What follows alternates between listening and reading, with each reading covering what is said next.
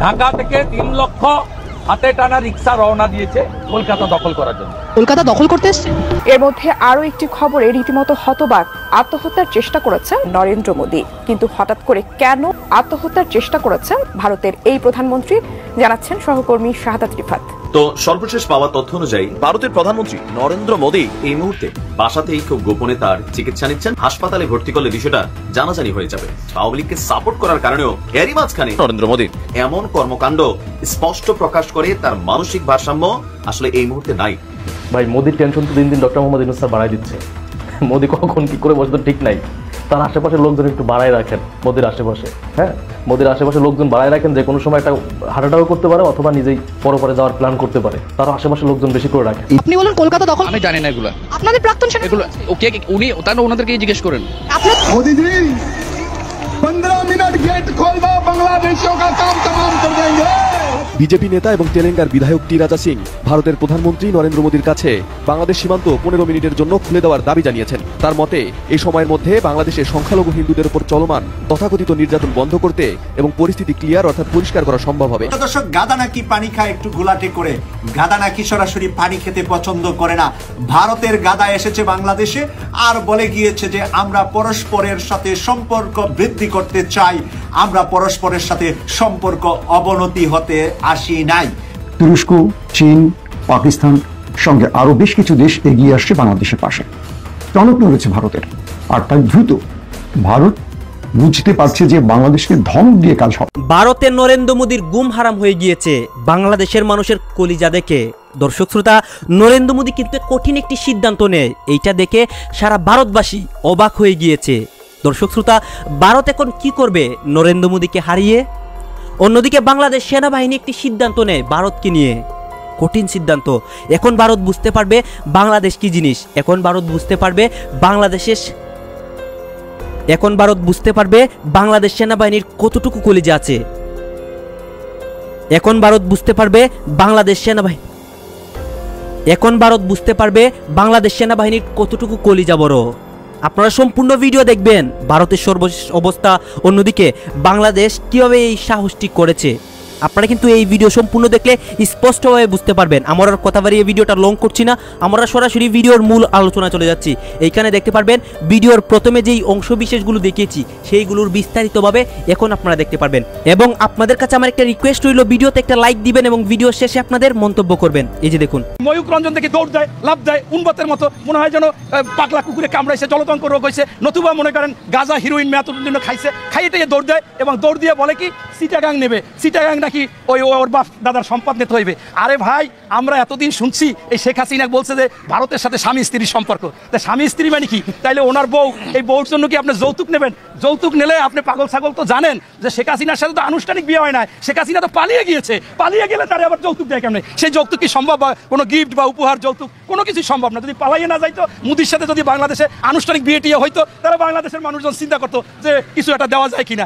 তুমি যে পাগল এই ময়ূক রঞ্জন কিলি বলা যায় চিটাগাং চলে যাচ্ছে, এই ফেনীতে এইখানে হবে। আরে ভাই আসো না, তোমাদের ট্যাংরি ভাঙে দেওয়া হবে, তোমাদের ভারতের অস্তিত্ব থাকবে না। তোমরা যে ফকির ভিক্ষা করতে চাও, বাংলাদেশ থেকে অর্থ নিতে চাও, তোমাদের বাংলাদেশের লোকজন চাকরি করে, বাংলাদেশ থেকে সব, এটা কোনো সময় হবে না। ইতিমধ্যে আপনারা দেখেছেন ভারতের টেলিভিশনগুলো দেখাচ্ছে পেঁয়াজ পচে গেছে, আলু পচে গেছে। আরে বাংলাদেশের মানুষ এরা সাহসী, এরা ইমানি। বাংলাদেশের 93% মুসলমান, এদের ইমানি শক্তি আছে। তোদের পেঁয়াজ আর খাবে না, তোদের আলু আর খাবে না, তোদের পেঁয়াজ আলু পচবে, কৃষকের মাথায় হাত হবে, তোরা ওখানে কাটবি। অলরেডি কান্নাকাটি শুরু করে দিয়েছে, কারণ ওই পেঁয়াজ পচে যাচ্ছে, আলু পচে যাচ্ছে। তারা সরকারের বিরুদ্ধে অবস্থান নিয়েছে যে কেন তোমরা এই সমস্ত করলা। আরে ভাই, আলু ইতিমধ্যে বাংলাদেশ থেকে সিদ্ধান্ত নিচ্ছে, পেঁয়াজ সিদ্ধান্ত নিচ্ছে কোন কোন দেশ থেকে আনবে। চায়না থেকে আনবে, আপনার জার্মানি থেকে আনবে, যেখান থেকে আনবে সেই নামে, পাকিস্তান থেকে আনবে, কিন্তু ভারতের নাম নাই। ভারতের পররাষ্ট্র সচিবের বক্তব্যকে যদি বলি যে ভারতের পক্ষ থেকে একটি মধুর বক্তব্য, ভারতে অবস্থান করে ভারতের সম্মতিতে শেখ হাসিনা বিষ ছড়াচ্ছেন বাংলাদেশের আকাশে বাতাসে, যেখানে বাংলাদেশের মানুষ আছেন সেখানে।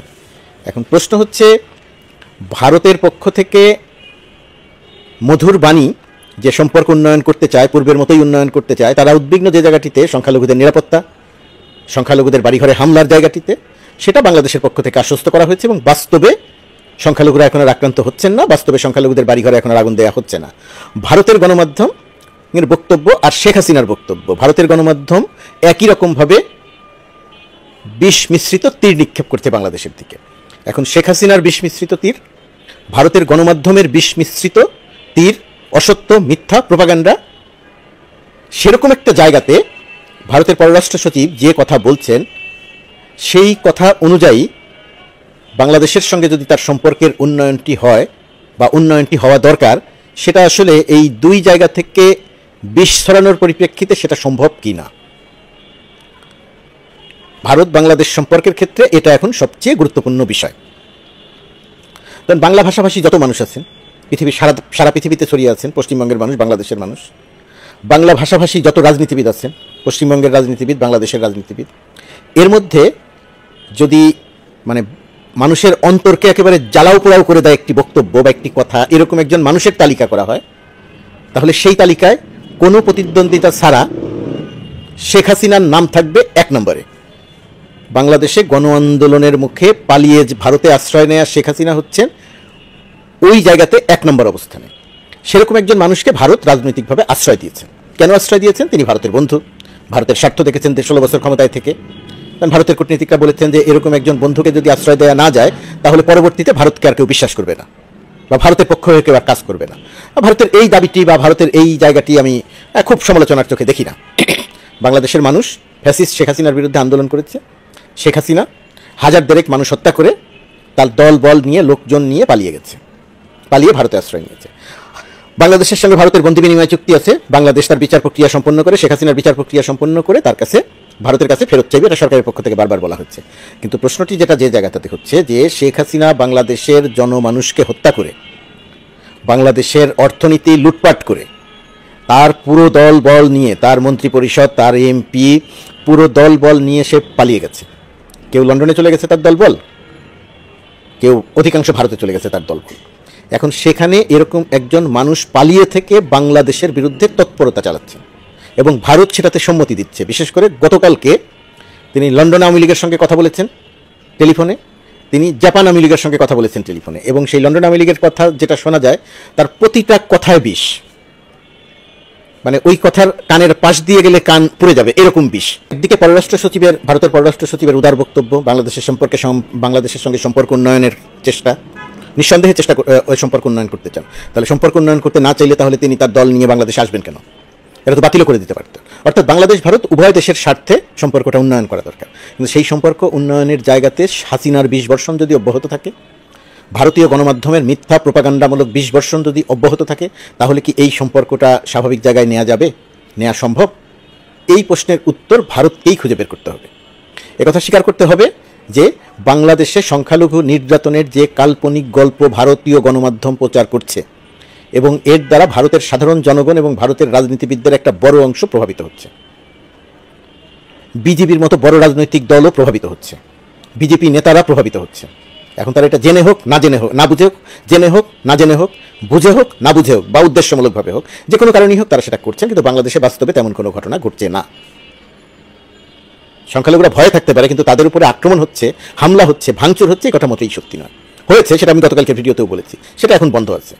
তো এরকম একটা জায়গাতে ভারতকে যদি সম্পর্ক সত্যিই বাংলাদেশের সঙ্গে উন্নয়ন করতে হয়, বাংলাদেশকে যদি আস্থায় নিতে হয়, তাহলে অবশ্যই বাংলাদেশ বিরোধী তৎপরতা বন্ধ করতে হবে। তার মধ্যে প্রধানতম তৎপরতা হচ্ছে শেখ হাসিনার 20 বর্ষণ এবং ভারতীয় গণমাধ্যমের 20 বর্ষণ।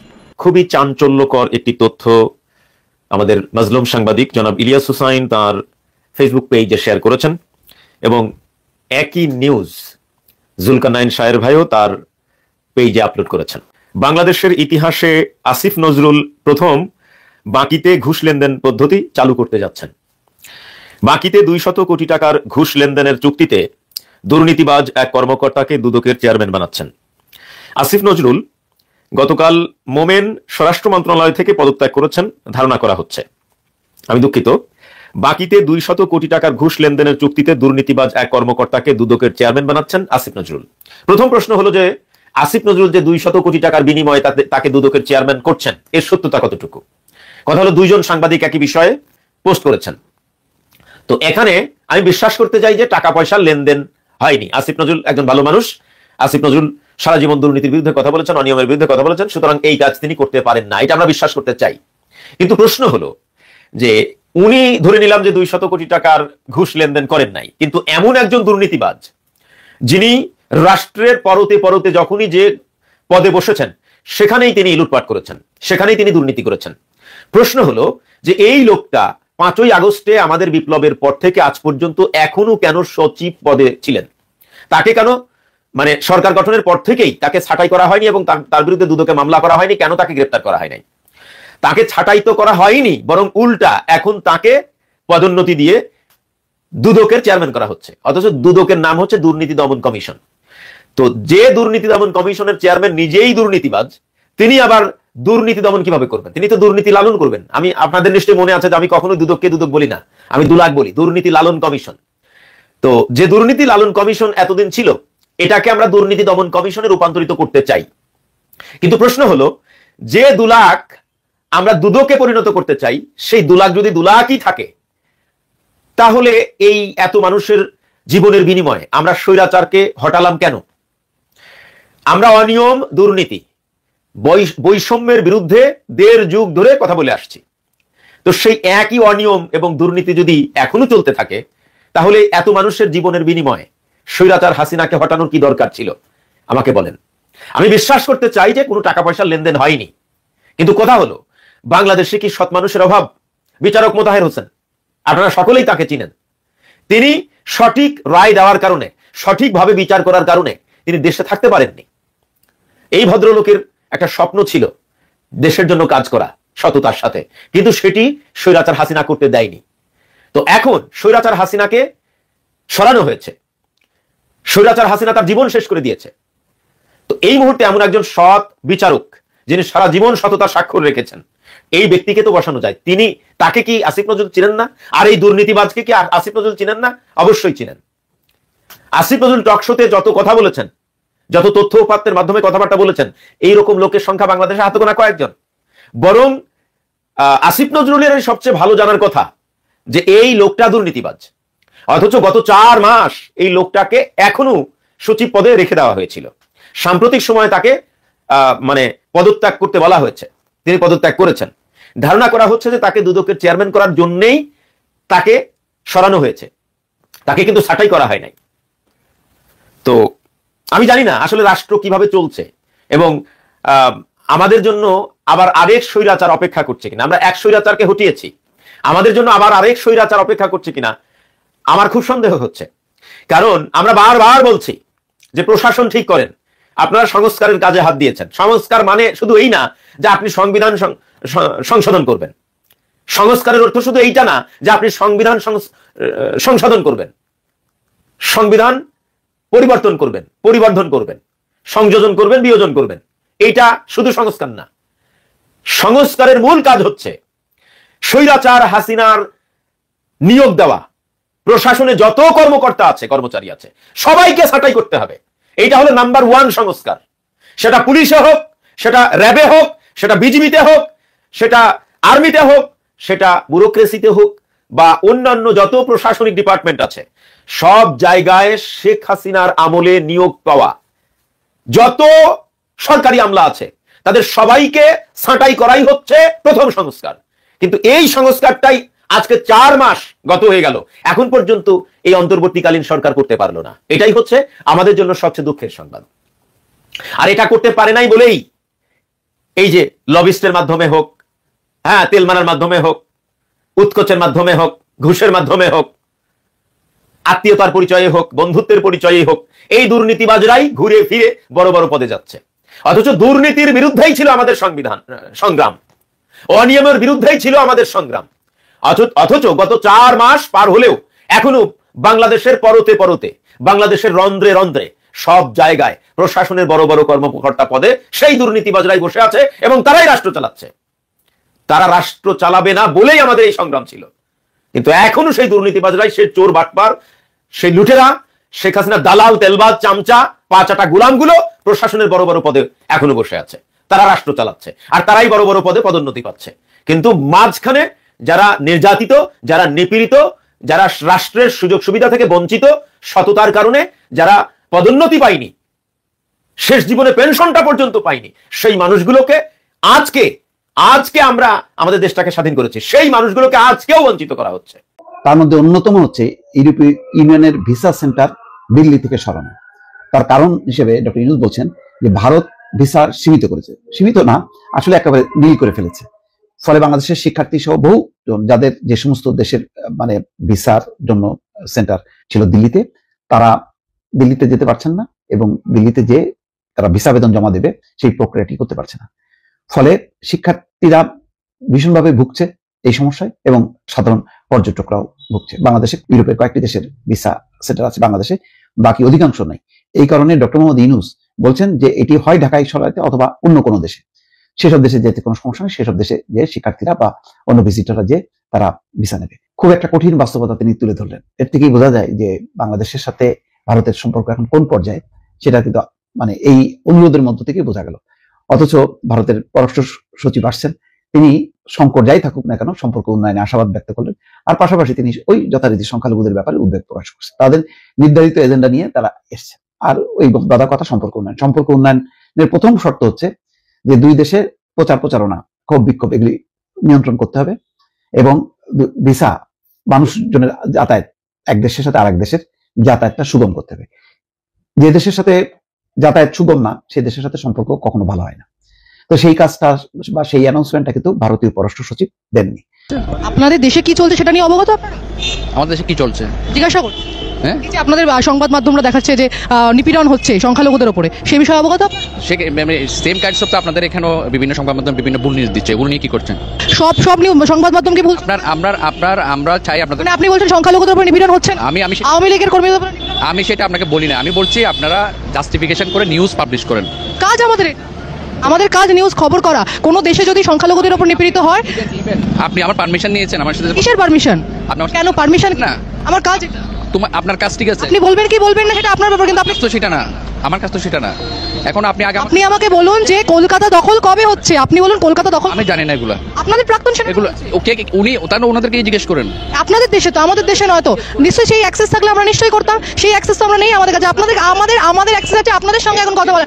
আপনারা এসেছেন এই দেশে, কি বলছেন না বলছে সেটা নিয়ে আপনি আমাকে কেন কোয়েশ্চেন করতেছেন? আপনার দেশে কি চলছে সেটা নিয়ে আপনাকে নিয়ে প্রশ্ন করবো না? আপনি তো বাংলাদেশের নাগরিক, বলে দিন আপনি বাংলাদেশের নাগরিক নন, তা আপনাকে প্রশ্ন আমি জানি না। আপনাকে কানাডা নিয়ে প্রশ্ন করবো, আপনাকে ভারত নিয়ে প্রশ্ন। ওখানে যে কেউ মানে অন্যজন কেউ কিছু বলছে, এটা নিয়ে আপনি আমাকে কোয়েশ্চেন করতে পারেন না? আপনি বলে দিন আপনি বাংলাদেশের নাগরিক নন, আপনি বলেন, তাহলে আপনাকে বাংলাদেশ নিয়ে। আমি বাংলাদেশের নাগরিক, তাহলে আপনি বাংলাদেশ নিয়ে কেন বলবেন? তাতে কি? তাহলে আপনি বাংলাদেশ, আপনি আমাকে কোয়েশ্চেন করতে, আমি কি বলছি? আপনার দেশে কি চলছে সেটা নিয়ে আপনি অবগত থাকবেন না। আমি আমার সংখ্যালঘুদের উপর সংখ্যালঘুরা নিপীড়ন হচ্ছে কি হচ্ছে না সেটা আমি জানি না। সংখ্যালঘুরা হচ্ছে না, হিন্দু খ্রিস্টানদেরকে মারধর করা হচ্ছে না, ঘরবাড়ি পুড়িয়ে দেওয়া হচ্ছে না? বলে যান। আপনি অন্য জায়গায় কথা বলেন। বলে যান, পালিয়ে যাচ্ছেন। বাড়ি কেন যাবো? বলে যান। হিন্দুদের উপরে খ্রিস্টানদের উপরে, আপনি আমার বোম ধরছেন কেন? আপনার এই অটোসিটি মানে? আমি আপনার থেকে দূরে থেকে দাঁড়িয়ে কথা বলছি, আপনি বোম ধরছেন। আমি আপনার সাথে কথা বলতে যাচ্ছি না। আপনি বলে যান যে সংখ্যালঘুদের উপর নিপীড়ন হচ্ছে, সংখ্যালঘুরা নিপীড়িত হচ্ছে। কদিন পালিয়ে যাবেন এইভাবে?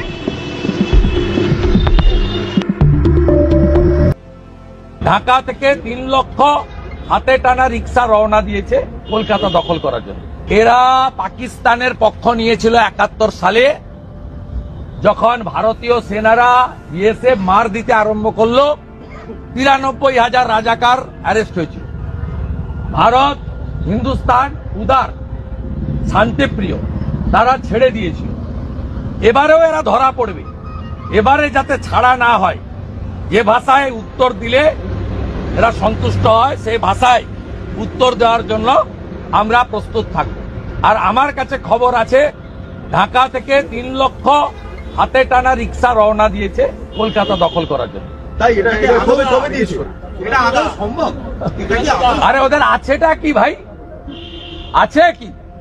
রাফেল রাখা আছে হাসি মারায়, শুধু আওয়াজ দিলে না ওখান থেকে। আমি কালকেও বলেছি, আবারও বলছি, ভদ্র ভাষায় বলছি, প্যান্টে বাথরুম হবে। বলছি বিদেশ সচিব বাংলাদেশে গিয়েছে, একটা আশার আলো দেখা যাচ্ছে দু দেশের মধ্যে সম্পর্ক আবার যাতে পুনরায় ঠিকঠাক ভাবে জায়গায় যায়। কালকে বৈঠক আছে। আমরা শুনতাম যে শীতকাল আসলে পাগলের উপদ্রব একটু বাড়ে, মানে যাদের মাথার মধ্যে একটু সমস্যা থাকে শীতকালে তাদের এই সমস্যাটা প্রকট আকার ধারণ করে। তেমনটা আজকে আমরা দেখতে পেলাম যে বাংলাদেশ সম্পর্কে আপনার বেশ কিছু তথ্য দিচ্ছে পশ্চিমবঙ্গের একজন বিজেপি নেতা শুভেন্দু। মাইরি ছুটিয়ে কিন্তু লাল করে দেবো দাদা, সত্যি বলছি। তুমি যে ধরনের বক্তব্য দিচ্ছ বাংলাদেশ নিয়ে, তোমার কিন্তু আইডিয়াই নাই, ঠিক আছে? পশ্চিমবঙ্গের দিকে মনোযোগ দাও। তোমার সরকার ক্ষমতায় আছে, কিভাবে স্যানিটেশনকে আরও ডেভেলপ করা যায়, কিভাবে যারা বেকার তরুণ আছে তাদেরকে আরও কর্মজীবী করা যায়। বাংলাদেশ নিয়ে এই ধরনের কথা বলে হাস্যকর ভূমিকা ছাড়া তোমার জন্য আর কোনো কিছু কিন্তু পাওয়া হবে না। হাহা রিয়েক্ট দিচ্ছি। প্রথমত বাংলাদেশ সম্পর্কে আইডিয়াই তো নয়। আইডিয়া নাই কেন? দেখেন, শুভেন্দু মজুমদার বলছে গতকালকে, তার একটা বক্তব্য খুবই ভাইরাল, যে আমার কাছে খবর আছে ঢাকা থেকে 3 লক্ষ হাতে টানা রিক্সা রওনা দিয়েছে কলকাতা দখল করার জন্য। এখন বাংলাদেশে কি হাতে টানা রিক্সা আছে? হাতে টানা রিক্সা আমরা দেখেছি কলকাতায় আছে, সেখানে মানুষদের জীবনযাত্রা খুবই কঠিন একটা পরিস্থিতিতে কিন্তু আছে। বাংলাদেশে এখন মোটর চালিত অটো রিক্সা, ইলেকট্রিক রিক্সা এগুলা চলে। বাংলাদেশে পায়ে চাপানো যে রিক্সা, প্যাডেল রিক্সা, এগুলাই বিলুপ্তির পথে। আর হাতে টানা রিক্সা তো দূরের কথা। তার মানে পশ্চিমবঙ্গের যেই চিত্র, এটা সে বাংলাদেশের সাথে কানেক্ট করা ট্রাই করেছে। বাংলাদেশের রিক্সাওয়ালারও অনেক আপডেট হয়ে গেছে, পায়ে প্যাডেল চেপে রিক্সা চালাতে চায় না, আর সেখানে হাতে টানা রিক্সার কথা বলছে। আসলে তার এই কথাটা কিন্তু একটা তাচ্ছিল্যমূলক কথা। আপনারা তার কথার অংশটা বোঝেন নাই। এই অংশটার পরের অংশে তার আরেকটা অংশ আছে যে ওদের আছেটা কি, মানে বাংলাদেশের কি আছে। তারপর সে বলছে রাফাল আছে হাসিমারায়, মানে পশ্চিমবঙ্গের আলিদুয়ারপুর শহরে ভারতের যে বিমান ঘাঁটি আছে সেখানে রাফাল নামক ভারতের যে অত্যাধুনিক প্রযুক্তির যুদ্ধ বিমান সেটা আছে। তো এখন সে কিন্তু এখানে একটা হুমকি দিয়েছে যে রাফাল জিয়া যদি একটা মানে আওয়াজ করা হয় বাংলাদেশ নাকি কেঁপে উঠবে। এখন এই শুভেন্দু মজুমদারদের যে বক্তব্য সেটা কিন্তু প্রতিবারই বাংলাদেশকে নিয়ে হেয় প্রতিপন্নমূলক একটা বক্তব্য। বাংলাদেশের 3 লক্ষ রিক্সাওয়ালা ভারতের দিকে যাচ্ছে ভারত বা কলকাতা দখলের জন্য। আচ্ছা, এমন বক্তব্য আপনারা যারা কলকাতা থেকে শোনেন, মানে মনে হয় না যে তারছিরা অথবা ধরেন আসলে পাগলাগারদে থাকার প্রাণীগুলো এখন পশ্চিমবঙ্গে রাজনীতির মাঠে তারা রাজত্ব করা ট্রাই করছে? বিজেপির রাজনৈতিক এথিক্সটাই কি? মানে মানুষকে উস্কাই দেওয়া। এদের এথিক্সের 2টা জিনিস আছে। একটা হচ্ছে বাংলাদেশকে নিয়ে যে কোনো রকম বক্তব্য, এদের যে কোনো মন্ত্রী আপনি দেখেনি যে গেল কয়েকদিন যাবৎ যতগুলা মন্তব্য আছে মমতা দিদি ছাড়া বাকিরা যে মন্তব্যগুলো করছে এরা কারা? সবাই বিজেপির বিধায়ক অথবা মুখ্যমন্ত্রী অথবা বিভিন্ন পদে থাকা এই শুভেন্দু মজুমদারদের মতন কিছু ক্যারেক্টার, যারা তাদের রাজনীতির মধ্যে জনগণকে কি বলা হয় যে ধরেন উস্কানোর জন্য বলেন অথবা জনগণের কনসেন্ট্রেশন নেওয়ার জন্য বলেন, এদের একটাই এথিক্স, বাংলাদেশ নিয়ে কথা বলো, বাংলাদেশে সংখ্যালঘু নির্যাতন হচ্ছে, বাংলাদেশে এই হচ্ছে, বাংলাদেশে সেই হচ্ছে। আর ভারতে হিন্দুদেরকে নিয়ে অন্যান্য যেই ধর্ম বা জাতি গোষ্ঠী আছে তাদের মধ্যে একটা পেচকি লাগানো, কোন মসজিদের নিচে কোথায় সেই কয় হাজার বছর আগে মন্দির ছিল, এগুলা বইলা ভারতের আপামর জনতার মধ্যে তারা যে সাম্প্রদায়িক সম্প্রীতিটা ছিল এটাকে কিন্তু ভেঙে দিয়েছে। একটা বন্ধন ছিল তো সবার মধ্যে, তাই না, যে এক ধর্মের মানুষ অন্য ধর্মকে শ্রদ্ধা করত। তো কলকাতাতে এই জিনিসটা আমি আগে দেখি নাই। এখন এরকম শুভেন্দু মজুমদারদের মতন 2-4 জন ক্যারেক্টার ভারত এবং বাংলাদেশ, বিশেষ করে পশ্চিমবঙ্গ এবং বাংলাদেশের জনগণের মধ্যে একটা বিভাজন তৈরির খেলা চলছে। আর এটার ইফেক্ট পড়ছে কার উপর? এই শুভেন্দু মজুমদাররা কিন্তু ভালো ভালো মিঠাই খাচ্ছে, মন্ডা খাচ্ছে, কিন্তু যারা কলকাতা সহ বিভিন্ন জায়গায় পর্যটকদের উপর নির্ভর করে ব্যবসা বাণিজ্য করছেন তাদের অবস্থাটা কি আপনি কি একবার দেখছেন? আপনাদের দেশের গণমাধ্যমে যে ব্যবসায়ীদের বক্তব্যগুলো আসছে সেটা কি দেখছেন? কত হাজার লোক কর্ম হারাচ্ছে সেটা কি দেখছেন? ভারতে যারা সচেতন নাগরিক আছেন, আমি মনে করি যে এটা আপনাদেরই দায়িত্ব যে বাংলাদেশ ইস্যুতে এই যে মিথ্যাচার হচ্ছে সেটাকে আপনারা জবাব দেওয়ার জন্য। ভালো থাকবেন, আর শুভেন্দু মজুমদারদের কথার ফাঁদ থেকে একটু সাবধান থাকবেন। গতকালকে থেকে অনলাইন অফলাইন বিভিন্ন জায়গায় আলোচনা শুরু হয়েছে যে আদতে শেখ হাসিনা বেঁচে আছেন না মারা গিয়েছেন, কি অবস্থায় আছেন, এটা এখন জনগণ জানতে চায়। এর কয়েকটা অন্যতম কারণ হচ্ছে শেখ হাসিনার মাত্র 2 দিন আগেও লন্ডনে একটা ভাষণ দেওয়ার কথা ছিল, যেই ভাষণটা জনগণ মনে করেছিল যে তিনি সরাসরি লাইভে এসে সেই ভাষণটা দিবেন এবং তাকে সংযুক্ত করা হবে সরাসরি স্ক্রিনে, কিন্তু তার একটি অডিওর মাধ্যমেই সেখানের সমাবেশকে সমাপ্ত করতে হয়েছে। এবং অডিওটা তিনি কোথায় বসে দিয়েছেন, কিভাবে দিয়েছেন, আদৌ অডিওটা সত্য কিনা, এটা নিয়ে এখন লন্ডনের আওয়ামী লীগের নেতাকর্মীরা বেশ হতাশ। তারা এখন অনেকেই মনে করছেন যে শেখ হাসিনা হয়তো আর জীবিত নেই, তিনি মৃত্যুবরণ করেছেন। শুধু এই কারণটাই নয়, শেখ হাসিনা বাংলাদেশ থেকে যখন বিতাড়িত হয়েছেন, এই দেশ থেকে পালিয়ে গিয়েছেন, পালিয়ে যাওয়ার পর থেকে আজ পর্যন্ত আমি চ্যালেঞ্জ দিয়ে বলছি কোনো ব্যক্তি বিশেষ দেখাতে পারবে না যে শেখ হাসিনা তার একটা ছবি তার কোনো একটা কাজের ছবি কিংবা তার কোনো একটা মিটিংয়ের ছবি কিংবা তিনি এই মুহূর্তে কোন জায়গায় কি অবস্থায় বসবাস করছেন তার পূর্ণাঙ্গ কোনো ছবি কেউ এখন পর্যন্ত দেখাতে পারবে না। এমনকি যেই রাষ্ট্রে থাকেন সে রাষ্ট্রের পক্ষ থেকেও স্পেসিফিকলি তাকে নিয়ে কোনো ধরনের মন্তব্য বক্তব্য দেওয়া হয়নি এবং দিচ্ছে না। সম্পূর্ণ গোপনভাবে তিনি কি আদৌ জীবিত আছেন কিংবা মৃত্যুবরণ করেছেন সেটা এখন জনগণ জানতে চায়, জনমনে প্রশ্ন উঠেছে। জনগণ এখন প্রশ্ন রাখা শুরু করেছে যে হয়তো শেখ হাসিনা আদতেই আর পৃথিবীতে বেঁচে নাই, তার এই অডিওগুলো এই নেতাকর্মীদেরকে মিথ্যা প্রলুব্ধ করে উজ্জীবিত করার জন্য হয়তো কেউ না কেউ বিভিন্ন মাধ্যমে বানানোর চেষ্টা করছেন, বানিয়ে প্রচার করছেন। কারণ এই আওয়ামী লীগ নামক পতিত এই সংগঠনটি শেখ হাসিনার মানে যদি শেষ হয়ে যায় তাহলে তো এই সংগঠনের আর কিছুই থাকে না। যদিও শেখ হাসিনা শেষ হয়েই গিয়েছেন, তিনি আর নেই, তিনি জীবিত থাকলেও নেই, তিনি মারা গেলেও নেই। কারণ তার মানুষদেরকে তিনি রাস্তায় ফেলে রেখে তারপরে 5ই আগস্ট বাংলাদেশ থেকে পালিয়েছে। আমরা কোনো মানুষের মৃত্যু কামনা করি না, কিন্তু আমরা কোনো মানুষ যখন হাজার হাজার মানুষকে মৃত্যুবরণ করায়, গুলি করে নির্বিচারে হত্যা করে, তার জন্য সহমর্মিতাও আমরা দেখাতে পারি না, প্রশ্নই আসে না। যে কোনো মানুষের মৃত্যুতে মানুষ কষ্ট পায়, কিন্তু বাংলাদেশে আওয়ামী লীগের যারা অপকর্ম করেছে, নির্বিচারে মানুষদেরকে হত্যা করেছে, তাদের মৃত্যুর সংবাদগুলো শুনলে বাংলাদেশের মানুষ কেমন জানি সেখানে শুকরিয়া আদায় করে। এবং এটা নিয়ে কারো কোনো ক্ষোভ নেই, কারণ সবাই মিলে এটাকে স্বাচ্ছন্দ্য বোধ করে। যদিও এটা হওয়া উচিত নয়, কিন্তু এটা তাদের কর্মের ফসল, কর্ম যেমন তেমনই। আজ যে মৃত্যুর সংবাদটি আমি আজকের আপনাদের সামনে কথা বলছি বা সন্দেহ পোষণ করছি, এটা আমার নয়। এখন অনলাইনের সব জায়গায় ঘুরে ফিরে টকশোতে সহ বিভিন্ন জায়গায় মানুষের আলোচনা শুরু হয়েছে যে আসলে শেখ হাসিনা বেঁচে নেই, তিনি মৃত্যুবরণ করেছেন। যদিও আমি মনে করি যে তিনি হয়তো মৃত্যুবরণ করেননি, তার এখনো হয়তো বেঁচে আছেন। কিন্তু বেঁচে যেহেতু আছেন তাহলে তার প্রমাণটা একটু দেন। তিনি যেহেতু বেঁচে আছেন তাহলে তিনি একটু সভা সমাবেশে এসে কথা বলুন। তিনি যেহেতু বেঁচে আছেন, আবার নিজেরাই পোস্টারে দাবি করছেন যে আপনি বাংলাদেশের প্রধানমন্ত্রী, তাহলে আপনি একটু বাংলাদেশে এসে প্রধানমন্ত্রিত্ব করুন। শেখ হাসিনা সহ শেখ পরিবারের কাউকেই আপনারা এখন আর দেখবেন না। বিশেষ করে শেখ হাসিনা যে আছে, তার থাকার জন্য যে ভ্যালিডিটিটা দেখাতে হবে যে আমি এই কারণে বেঁচে আছি, সেটা তো তিনি দেখাতে পারছেন না। কিন্তু অন্যদিকে তিনি আবার দাবি করছেন তিনি এখনো বাংলাদেশের প্রধানমন্ত্রী।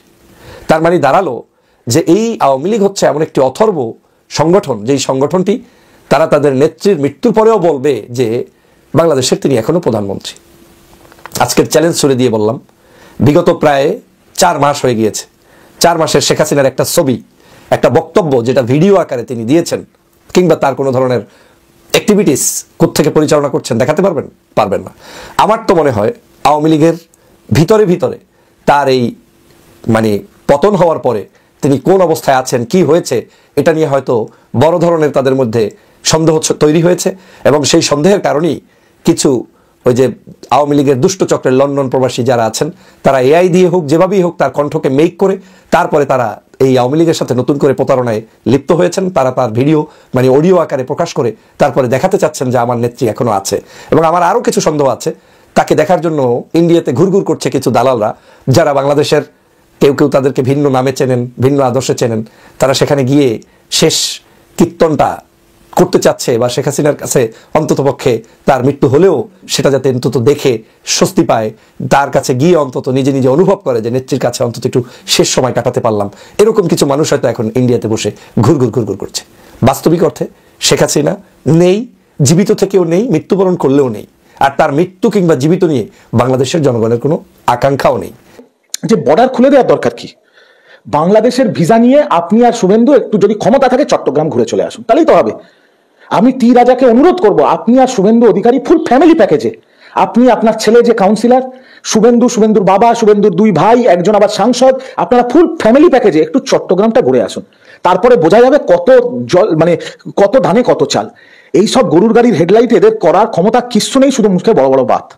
আর যে টি রাজা এত বড় কথা বলছে, যে শুভেন্দু অধিকারী বড় বড় কথা, তাই ভাই আগে গিয়ে নরেন্দ্র মোদী আর অমিত শাহকে বলো না, মিডিয়ার সামনে ডায়লগ দিয়ে নিজের ফুটেজ বাড়ানোর তো কোনো দরকার নেই। নরেন্দ্র মোদী আর অমিত শাহকে বলুক। আর যদি নিজেদের বিরাট বড় রয়্যাল বেঙ্গল টাইগার মনে করে, তাহলে একবার একটু চট্টগ্রাম ঘুরে আসুক সপরিবারে, দেখুক না বাঘ থাকে না বেড়াল হয়ে যায়, সেটা সময় বলবে। ক্ষমতা থাকলে যাক। আমি তো শুভেন্দুকে চ্যালেঞ্জ করছি, শিশির বাবুকে সাথে নিয়ে, দিব্যেন্দু আর সৌমেন্দুকে সাথে নিয়ে, সৌমেন্দুর তো আবার লিপ বাম লাগে, 4-5টা লিপ বাম নিয়ে একটু চট্টগ্রাম ঘুরে আসুন, দেখা যাক কি হয়। কিছু পাগল রাস্তায় ঘুরে বেড়ায় দেখবেন, ঠিক আছে, জামা কাপড় নেই বা জামা কাপড় ছেঁড়া রাস্তায় ঘুরে বেড়ায়, পাশ দিয়ে একটা ধরুন পাবলিক বাস যাচ্ছে, হর্ন দিয়ে চলে গেল, পাবলিক বাসটাকে গালাগাল দিয়ে তেড়ে যায়। ওই শুভেন্দু হচ্ছে ওই পাগলটা, ওই পাবলিক বাস হচ্ছে কেন্দ্রীয় বিজেপি। ও নিজের মতো রাস্তায় দাঁড়িয়ে পাগলের মতো চেঁচিয়ে যাচ্ছে, কেন্দ্রীয় বিজেপি নিজের মতো চলে যাচ্ছে, কোনো ব্যাপারই নেই।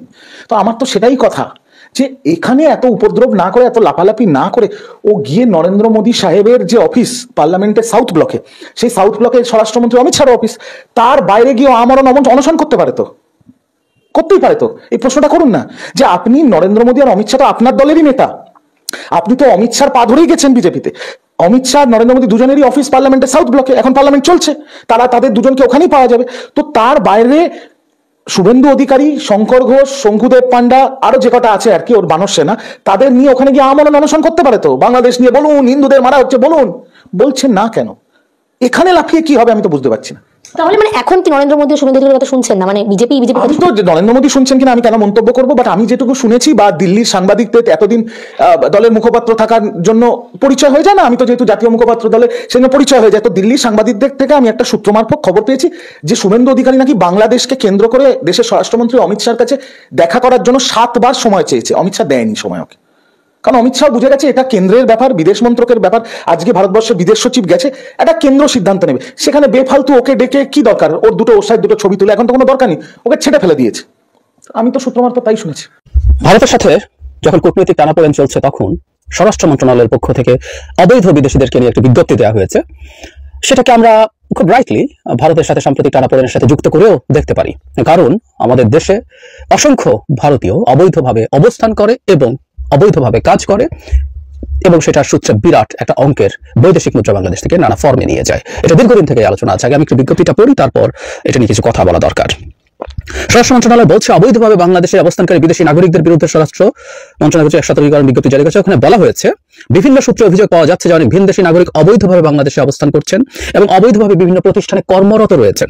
বিজ্ঞপ্তিতে যে সকল বিদেশি নাগরিক অবৈধভাবে বাংলাদেশে অবস্থান করছেন বা কর্মরত আছেন তাদের অবিলম্বে বাংলাদেশে অবস্থানের বা কর্মরত থাকার প্রয়োজনীয় কাগজপত্র সহ বৈধতা অর্জনের জন্য অনুরোধ করা হয়েছে। অন্যথায় তাদের বিরুদ্ধে আইনানুগ ব্যবস্থা গ্রহণ করা হবে মর্মেও বিজ্ঞপ্তিতে জানানো হয়েছে। দুটো ব্যাপার, শুধু অবৈধভাবে থাকা না, অবৈধভাবে কাজে নিযুক্ত থাকা, দুটোই এখানে ইন্ডিকেট করা হয়েছে। আমরা একটু আলোচনাটা করি। দীর্ঘদিন থেকে বাংলাদেশে এই আলোচনাটা হয়েছে, এখন সঠিক তথ্যপাত্র আমাদের কাছে আসলে নেই, কিন্তু দুটো ঘটনা ঘটে বাংলাদেশে এবং আমরা মূলত ভারতীয়দেরকে নিয়ে আলাপ করি, কারণ হলো এই সংখ্যাটাই অনেক বেশি। বেশি যে আফ্রিকানও অবৈধভাবে আছে সম্ভবত বাংলাদেশে, কিন্তু তারা ঠিক সেই অর্থে চাকরি বা এরকম কিছুতে ইনভলভ না, তারা বেশিরভাগই কোনো না কোনো ফর্মের অবৈধ ব্যবসার সাথে জড়িত। আর শ্রীলঙ্কানদের একটা অংশ বিশেষ করে গার্মেন্ট সেক্টরে কর্মরত আছেন। সুতরাং অ্যাজ এ হোল সব বিদেশিদের সম্পর্কে কাজটা করা দরকার। কিন্তু কি ঘটে, একটা হচ্ছে আমাদের দেশে যারা কাজ করতে আসেন, ভারতীয়দের কথা বলছি, যদি তাদের মধ্যে তারা ওয়ার্ক পারমিট মানে কাজ করার মতো করতে এসছেন, তারা ওয়ার্ক পারমিট নিচ্ছেন, নিয়ে কাজ করছেন, চাকরিতে নিযুক্ত আছেন, এভাবে তারা আসলে এটাকে দেখান না। এভাবে যদি দেখান, আপনার যে বেতন আপনি পান সেই বেতনের আয়কর হবে, 20% আয়কর দিতে হয়, সেটা ফাঁকি দেওয়ার জন্য তারা কাজটা করেন। এবং প্রায় সবাই আসলে এখানে টুরিস্ট ভিসা দেখিয়ে কাজ করে যান, মাসের পর মাস, বছরের পর বছর, সেটা রিনিউ করিয়ে। এই ঘটনাটা অলমোস্ট ওপেন সিক্রেট, এটা ঘটছেই। আর বাংলাদেশের শ্রম বাজারের উপরে যে চরম সংকট তৈরি করছে এই বিদেশিরা, সেটা একটু বলা দরকার। যেমন ধরি, কিছু বিদেশিকে চাকরিতে আসলে এক ধরনের ইনএভিটেবল ব্যাপার। আমরা বিশেষ করে গার্মেন্ট সেক্টরে যেখানে প্রচুর ভারতীয় এবং শ্রীলঙ্কান কাজ করেন, তাদের সাথে কিছু জায়গায় যথেষ্ট যোগ্য বাংলাদেশি পাওয়া যায় না, এরকম আলাপ আমি অন ক্যামেরা আমি গার্মেন্ট ইন্ডাস্ট্রি মালিকদেরকে বলতে শুনেছি, ব্যক্তিগত পর্যায়ে এরকম তথ্য জেনেছি। সুতরাং কিছু ক্ষেত্রে এটা লাগবে, কিন্তু যাদেরও লাগবে তারাও জেনুইন কাগজপত্র দিয়ে কাজ করছে কিনা এটা আমাদের নিশ্চিত করতে হবে। এই দেশ থেকে টাকা নিয়ে যাবে কিন্তু ইনকাম ট্যাক্স দেবে না, সেটা হতে পারে না। কিন্তু আরেকটা ভয়ঙ্কর ঘটনা ঘটে, কোনো একটা প্রতিষ্ঠানে যখন ওপরের দিকে একজন ভারতীয় বা শ্রীলঙ্কান উচ্চ পজিশনে থাকে, এটা ভারতীয়দের ক্ষেত্রে অনেক বেশি ঘটে, তারা এমন সব পজিশনে ভারতীয়দেরকে আবার আনতে শুরু করেন যেসব জায়গায় বাংলাদেশিরা কাজ পেতে পারতো। এই জায়গাগুলোতে একটু জুনিয়র ম্যানেজমেন্ট পজিশনগুলোতে বাংলাদেশিদের কাজের সুযোগ নষ্ট হচ্ছে শুধুমাত্র ভারতীয়দের কারণে। আমি আবারও বলছি, কিছু ক্ষেত্রে আসলে এক ধরনের অনিবার্যতা আছে, এটা ইনএভিটেবল, এটা হয়তো আমাদের লাগবেই, বিশেষ করে আমাদের ভাষাগত ইংরেজি দক্ষতা সংকটের কারণে এটা হয়। আর অনেক ক্ষেত্রেই আসলে এই সংখ্যাটা অনেক ক্ষেত্রেই আসলে এটা প্রয়োজন নাই, তারা তাদের এক ধরনের দেশের জাতীয়তাবাদের ফলে তারা তাদের দেশের মানুষজন নিয়ে আসেন, তাদের আত্মীয় স্বজন, বন্ধু বান্ধব, পরিচিতদেরকে আনিয়ে তারা তাদের যেসব পজিশনে আসলে দরকার ছিল না সেগুলোতে কাজ করান। সুতরাং এইসব অবৈধ যারা কর্মী আছেন তাদেরকে নিশ্চিতভাবেই সরকারের উচিত ডিটেক্ট করা এবং তাদেরকে ফেরত পাঠানো। তারা বাংলাদেশে যদি কাজ করতেও হয় বৈধ কাগজপত্র নিয়ে, বৈধ ইনকাম ট্যাক্স নিয়ে করতে হবে। আর আমাদের দেশে যারা ইন্ডাস্ট্রি ওনার্স আছেন, এসব বিভিন্ন ক্ষেত্রে যারা ভারতীয়দেরকে এমপ্লয় করছেন, তাদেরও দিক থেকে একটা জায়গায় কঠোর হওয়া দরকার আছে, সেটা হলো সত্যিকারে প্রয়োজনীয় যে চাকরিগুলো দিতে হবে, সেটা ভারতীয় হোক, শ্রীলঙ্কান হোক, অন্য কোনো দেশের হোক, চাইনিজরাও কিছু কাজ করেন এই দেশে, তো সবাইকে সেইভাবে এমপ্লয় করতে হবে। যেখানে জরুরি না, তারা তাদের জায়গা থেকে এটা বুঝতে হবেন, তারা কোনো ভারতীয় যদি তার অধীনে আবার ভারতীয় নিয়ে আসতে চান যেটা আসলে জরুরি না, সেই জায়গায় আসলে আমাদের ইন্ডাস্ট্রি ওনারদেরকে একটু সতর্ক সতর্ক হতে হবে, বরং চাপ তৈরি করতে হবে যে না তারা সেটা করতে পারেন না। বাংলাদেশে অকল্পনীয় রকম শিক্ষিত বেকারের সংকট আছে। আমি মানি আমাদের তরুণদের ভার্সিটি থেকে বেরিয়ে এসেও অনেকেরই বা বিরাট একটা অংশের যথেষ্ট দক্ষ হয়ে তারা ওঠেন না, ঠিক আছে, কিন্তু যেসব ক্ষেত্রে অত জরুরি না সেই জায়গাগুলোতে তাদের এমপ্লয়মেন্ট হতে পারে, এই ব্যাপারে তাদের সতর্ক থাকা দরকার আছে। সুতরাং আমার সরকারের কাছে অ্যাপিল হলো একটা নীতিমালাও থাকতে হবে। আসলে শুধু যে কেউ আসলে এখানে চাকরি করতে পারবে ইভেন বৈধ কাগজ দিয়ে, সেটাও থাকা উচিত না। ওয়ার্ক পারমিট কারা পাবেন, কোন চাকরিগুলোর জন্য পাবেন, এটার একটা ডিটেইল নীতিমালা আসলে সরকারের দিক থেকে হওয়া দরকার, যাতে যে কেউ এসে এই দেশের জনগণের ভাগ্য নষ্ট করতে না পারে। ভারত বাংলাদেশ থেকে কত টাকা নিয়ে যায় এটা নিয়ে নানান ডিবেট দীর্ঘ সময় হয়েছে, কত সংখ্যক তারা এখানে আছেন, নানা ডিবেট আছে। আমি সংখ্যা এবং অঙ্কের আলোচনায় যাচ্ছি না, কিন্তু যে অঙ্ক আমাদের সামনে এসছে সেটা বিভিন্ন সোর্স থেকে বৈধ অবৈধ পথে 5 থেকে 10 বিলিয়ন ডলার, তারা কমপক্ষে $5 বিলিয়ন যদি হয় অঙ্কটা অনেক। আমাদের রেমিট্যান্সের 1/4, আমাদের 1.25 কোটি বা 1.5 কোটি মানুষ বিদেশ থেকে যে টাকা পাঠায়, কয়েক লাখ ভারতীয় তার যদি 1/4 নিয়ে যায়, সেটা আমাদের মাথায় রাখতে হবে খুব সিরিয়াসলি। আর অবৈধ পথে তো নিশ্চয়ই যায়। সুতরাং সরকারকে এই জায়গাগুলোতে বার তৈরি করতে হবে এবং আমি অন্তর্বর্তী সরকারের কাছে এটা অন্তত চাইবো যে একটা নীতিমালা বাংলাদেশে ওয়ার্ক পারমিট দেওয়ার ক্ষেত্রে কোন কোন ধরনের কাজগুলোর জন্য বিদেশিদেরকে এমপ্লয় করা যাবে, কোনগুলোর জন্য যাবে না, এবং গেলে বৈধ কাগজপত্র নিশ্চিত করতে হবে। এবং সেটা যদি নিশ্চিত করা না হয়, আপনারা তো দেখলেন এখানে কি কথা হচ্ছে, ভারতকে নিয়ে অনেক কথা হচ্ছে, ভারতকে কিভাবে নাস্তানাবুদ করা যায়, অন্যদিকে ভারতকে কিভাবে শায়েস্তা করা যায়। বাংলাদেশের নেতাকর্মীরাও অনেক কথা বলেছে, অন্যদিকে ভারতের নেতাকর্মীরা কি বলতেছে এবং নরেন্দ্র মোদী সর্বশেষ কি অবস্থা হয়েছে। দর্শক শ্রোতা, এতক্ষণ আপনাদেরকে যা কিছু দেখিয়েছি সবকিছু কিন্তু আমরা সোশ্যাল মিডিয়া থেকে সংগ্রহ করেছি, এখানে আমাদের নিজস্ব কোনো মন্তব্য নেই। এইসব দেখে আপনাদের কি মনে হচ্ছে এবং আপনাদের মন্তব্য কি, এইটা কিন্তু আপনারা অবশ্যই কমেন্ট বক্সে লিখে যাবেন। এবং আপনাদের কাছে আমার একটা রিকোয়েস্ট থাকবে, আমার চ্যানেলটি সাবস্ক্রাইব করবেন এবং পাশে থাকা বেল আইকনটি অবশ্যই বাজিয়ে যাবেন, যাতে করে নেক্সট ভিডিওটা সবার আগে আপনাদের কাছে পৌঁছায়। ধন্যবাদ।